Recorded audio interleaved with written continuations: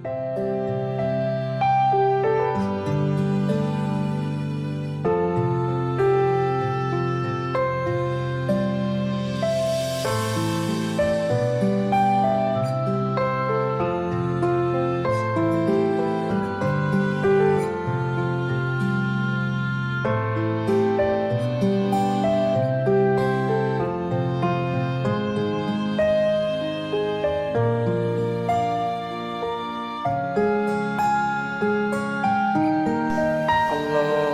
Akbar. Allahu Akbar. Sami Allahu liman hamidah. Allahu Akbar. Allahu Akbar.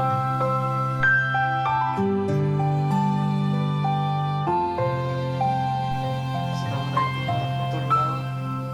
Assalamualaikum warahmatullahi.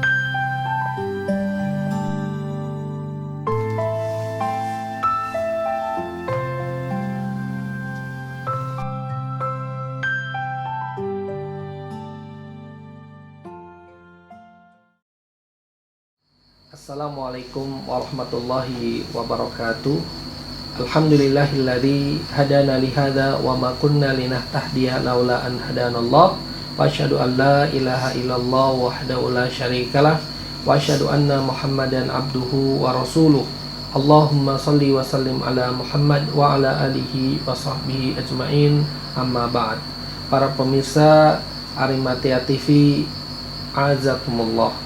Alhamdulillah kita masih berbincang dalam bisnis investasi syariah yang sesuai dengan kaidah-kaidah syariah dan sejalan dengan peraturan yang berlaku di negara yang kita cintai ini. Maka pada kesempatan kali ini kita akan berbincang tentang mudharabah atau akad kerjasama mudharabah. Nah, mudharabah sendiri diambil dari kata ad-darbu. Nah, ada pepatah ad-darbu fil ard yang artinya seseorang bersafar untuk berdagang. Bahkan Allah Subhanahu wa taala menyebutkan kata ini di dalam Quran surat Al-Muzammil ayat yang ke-20. Wa akharuna yadribuna fil ardi yabtaguna min fadlillah. Nah, orang-orang yang melakukan safar untuk mencari rizki dari Allah Subhanahu wa taala. Nah, investasi bisnis kerjasama mudharabah ini, istilah lain yang digunakan oleh sebagian ulama adalah dengan istilah al-qirat. Dan ini juga sama, yaitu seseorang bekerja sama dalam suatu bisnis dengan akad mudharabah. Nah, sehingga dalam akad mudharabah ini ada beberapa aturan yang harus kita perhatikan. Ada dua unsur atau dua rukun. Yang pertama adalah ada rabbul mal, pemilik harta, pemilik modal. Dan pemilik modal dalam akad mudharabah ini 100% modalnya. Dan yang kedua adalah ada mudharib, ada amil yang menjalankan modal tersebut, tujuannya adalah untuk mendapatkan keuntungan. Sehingga dalam akad kerjasama bisnis mudharabah ini ada dua hal pokok yang dibutuhkan. Yang pertama adalah modal dan yang kedua adalah keahlian. Dan dalam transaksi kerjasama bisnis mudharabah ini sifat yang harus kita perhatikan bahwasanya hukumnya adalah jaiz. Artinya apa? Bisnis ini bisa dibatalkan oleh satu pihak dengan mempertimbangkan kalau bisnis ini belum dijalankan, maka bisa langsung dibatalkan. Namun kalau sudah berjalan, maka harus dihitung dulu kondisi bisnisnya. Artinya nanti saat ini kekayaan usahanya berapa. Nah, sehingga di situ akan bisa dinilai mana yang harus dikembalikan oleh pemodal dan apakah masih ada keuntungan yang bisa dibagi antara ya pelaku usahanya dengan pemodalnya itu.